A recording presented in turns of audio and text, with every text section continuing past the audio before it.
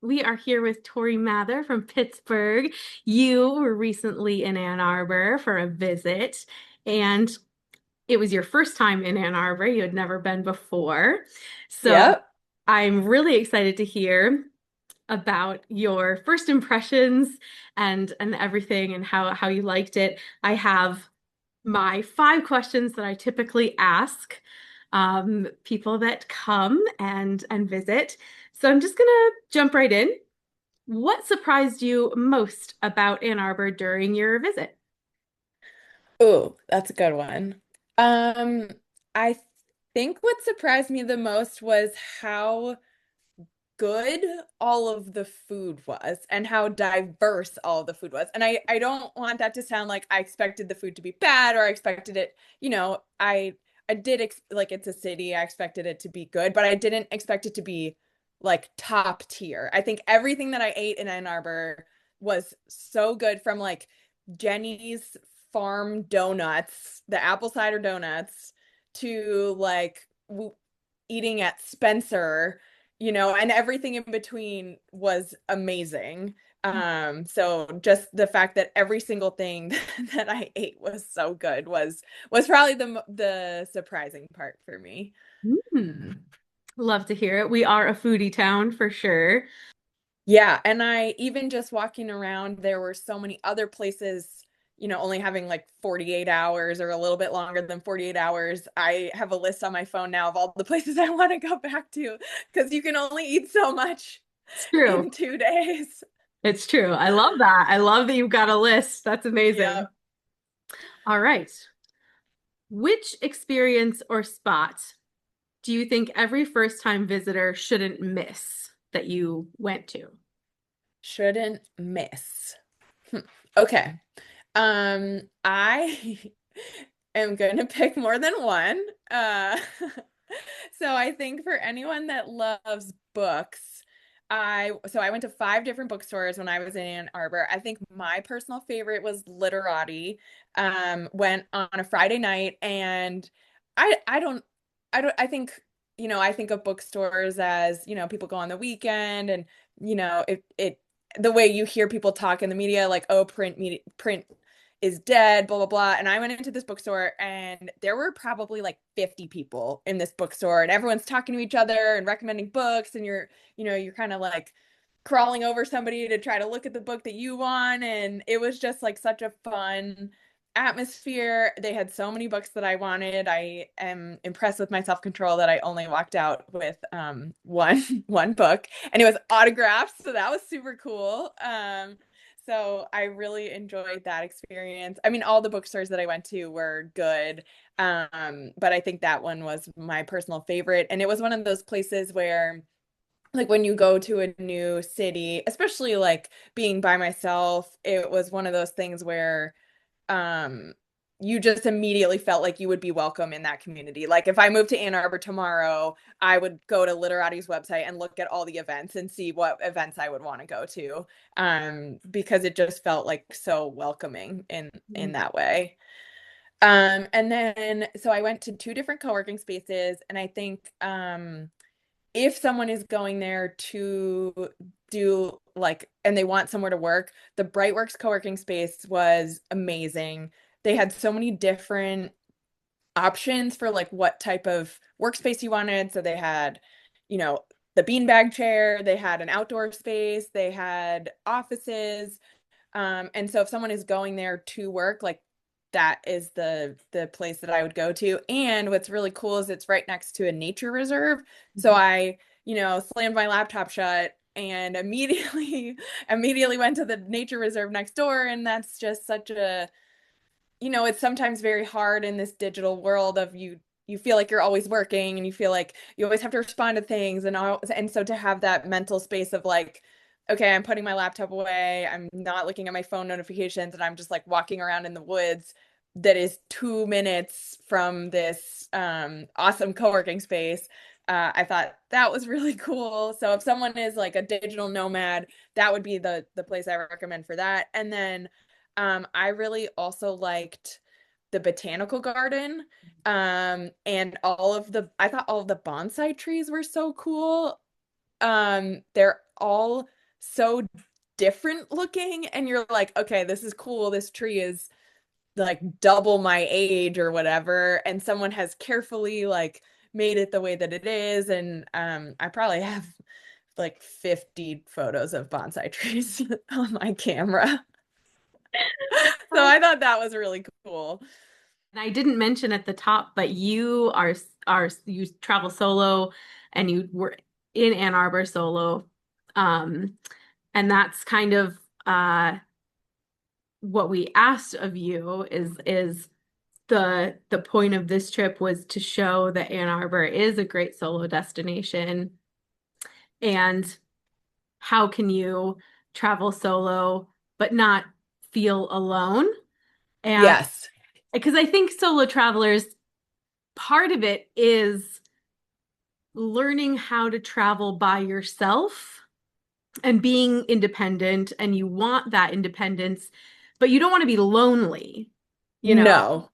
Yeah, and I feel like that was like one of the things about Ann Arbor is it felt like every place that I went to, and I have traveled solo a lot in a lot of different places, and but it was like every business that I went to, like someone is striking up a conversation with you, someone, like I'm sitting at the bar alone and someone wants to know like, oh, why are you here, why are you visiting? So that was really, and not in a way, because I feel like sometimes when you're solo, especially like as a solo woman traveler, like sometimes you're like, okay, like please leave me alone. But I never felt any of that in Ann Arbor. Like I walked around at night by myself, and I think having that like college atmosphere too, like it felt very safe, and there's always like someone around and there's always someone to chat with. So it just like, I feel like it is a top tier solo destination for sure. How did Ann Arbor's culture, food, or community stand out compared to other places you visited? Okay. Yeah, I think there was two things. So I think the first one is kind of what I touched on where, you're solo but you're not alone. And you know like one of the things that I usually do when I'm solo is go to a bar and grab a drink and try to like talk to a bartender or someone who's local to be like, hey, okay, here's what I plan on doing, but like, what are your recommendations? And so the first night I was there, going to the Vanguard bar, and that there were two different bartenders that were working, and they were both like, hey, we love this place, we love this place, we love this place. And a couple of the places had been on my radar, and then a couple of places were not. And so to get that like local insider recommendation where someone's really happy to give that recommendation, it felt like every single business was like that, and every single person I talked to was like that. So like the welcome, like we want you to love our city as much as we love our city, which I feel like does not, like a lot of people, live somewhere and they're like, ugh, I don't want to live here. I want to live in California. Mm. I want to live in Colorado. I don't want to live in Pennsylvania. I don't want to live in Ohio. And that's not the sense that I got in Ann Arbor at all. I felt like everyone who lived in Ann Arbor was like, I want to be here. I love this place. And I want you to love it as much as I do. So that was really cool. And then I also loved how much it felt like sustainability was like baked into the culture of the city. So the fact that it was like a super walking friendly destination, and there's protected bike lanes. Like one of the restaurants I went to, Detroit Street Filling Station, they gave a discount if you brought your own takeaway container or your own bag. Like, and it just felt like there were little things like that everywhere that I think all cities should be working towards. And I would love to see more of something like that in Pittsburgh. But it felt like it wasn't just, one business or one area or one neighborhood. It felt like it was kind of baked into the culture of the whole city. So I thought that was really cool as well. And feels like something where, cities should be looking at what Ann Arbor is doing and learning from it and figuring out, okay, how do we, make ourselves like that? Because my bet is that part of the reason that it feels like such a welcoming place is because people are walking everywhere, because people are biking everywhere. They're not, stuck in their cars and then going to the office and then stuck in their cars again.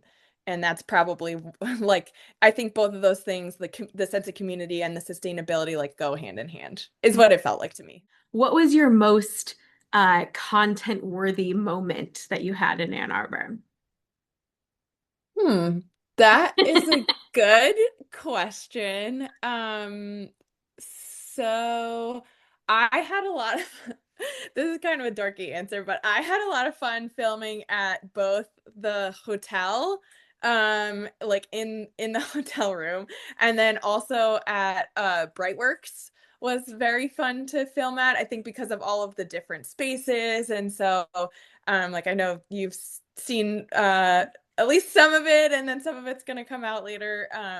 So that was very cool. And I think like as an outdoor specific content creator, um, I really liked, I think it was called Furstenberg Natural Area or Nature Areas, like right along the river, had these very photogenic boardwalks. Yeah. I like love a boardwalk hike, and it was one of those places where it had not been on my list originally at all, and I was driving from the hotel to the botanical garden. I just like saw this sign, you're solo, you can do whatever you want. So I was like, all right, let's go see what this is about. And ended up spending like 90 minutes there when it hadn't even originally been on my list. And I did a little hike. I got to see like some swans. That was cool. I think the marathon or half marathon was like going on the other side of the river that day. So that was really cool. And that I feel like that is a place, if people want like outdoor photos, that's a good place to go. So Mm, very cool. Yeah, that is one neat thing about traveling solo is you don't have to adhere to anybody else's whims. You can just yes. you're like, I'm not on any schedule or itinerary. If I see something that I want to go check out, I can do it. Yes. And I feel like my what I say is like the magic of a trip is in the dilly-dally, like the places where you're kind of, you're not stressed in real life, and when I'm going to work and I'm, working on my business and whatever, I'm like rushing from one place to another. And, it feels like it sometimes like suppresses your creativity and you're stressed out and whatever. But when I'm on a trip and if I can kind of do whatever I want and I have a very loose itinerary, like obviously, yes, I want to do the things that are on my list. And so I want to make sure like I have the proper reservations and, all of that. But to be able to just, you see something cool on the side of the road and you pull over, I feel like that for me is where like the magic of solo travel is. Mhm. And it just, sometimes sometimes I'll lose like an hour or two and be like, oh shoot, where am I? What time is it? Where am I supposed to be right now? And so to have like space to do that when that's not common, I think like when you're at home and you're, Mhm. burdened by your life responsibilities. I feel like that was one of the most fun parts about being in Ann Arbor. So Oof, love that. Escape your reality. yes. Maybe that's our tagline. Yeah. Vegas has theirs, Ann Arbor is escape your reality. Yes. If you could describe Ann Arbor in 3 words to your audience, what would they be and why? Okay. I think community would be one for sure. Like that sense of community I was talking about earlier. And even just, as like a solo person, I do a lot of like people watching. That's like one of my favorite things to do. And so just like sitting in a coffee shop and, watching people run into each other that like hadn't planned to be there at the same time, but where it's clear that, everyone or like a lot of people in Ann Arbor like care about each other and know specific things about each other. It seemed like even acquaintances, like I had a moment with the wait a waitress at one of the restaurants with the couple sitting next to me. They recognized her from like a party they had been to. And so then it's this, 20-minute back and forth of like, oh, how do you know this person? How do you know this person? And even though you could tell that they were very loosely acquainted, like they cared about being more acquainted. So I thought that Mm. was that No, was kind of fun. that was kind of fun. Yeah. Yeah, as I'm like sitting there eavesdropping. I was like, I'm paying attention to my dinner, but this is so fascinating. Yeah, yeah.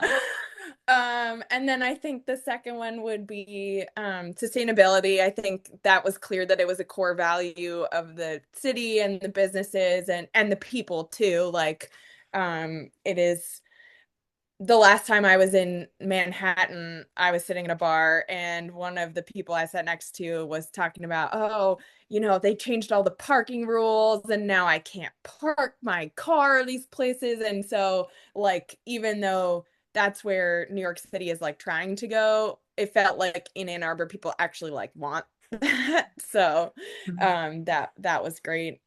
And then I think like outdoorsy, there were so many places in the city and around the city to get outside. Mhm. And I was able to get to some of them. There's a lot more that I would like to go to. So my Google map has a lot of tabs on it. But having like that Furstenberg nature area right by the river, having the Arb right there, like that was super cool that that's in the city. The botanical garden, the fact that like you don't have to pay to go to the botanical garden was very cool. You could just like go and wander the grounds if you want. I feel like that's pretty rare. Usually, you're paying like $35 a ticket to go do something like that. So I thought that was really cool. Yeah, I got a lot of hiking in a short amount of time. And even the businesses, like I would not expect a place that is cold a large chunk of the year to have so much outdoor seating and outdoor dining and it was cool to be able to do that there as well. So I think community, sustainability, and outdoorsy are my three words. Love it. Yeah, you didn't have any trouble. That's amazing. And Ann Arbor's nickname is Tree Town. So we do like embrace the outdoors quite a bit. We are definitely outdoorsy is a good word for us, I think. Um, Yeah, that's awesome. And it yeah. was cool to be there in the fall. And it was like it definitely was not peak foliage. It was a little like pre-peak. Yeah. And to see, I mean, I bet it's amazing during peak Mhm. foliage. It was pre-peak was still very pretty with all the colors and stuff. And so that was really cool. And it also feels like a place where, and as I have not always lived in Pittsburgh. I've lived in Pittsburgh for the last 4 years. And the last 4 years, I think I have really tried to embrace like the four seasons of adventure. And it's not, I'm inside being miserable, not doing the things that I like outdoors Mhm. because it's cold and there's a foot of snow on the ground. I have learned to cross country ski. I've learned to snowshoe, like tried all these things. And I felt like Ann Arbor is a place that is like that as well. You want to go outside, so you're going to figure out how to do it no matter what's going on out Mhm. there. Absolutely. Yep, definitely.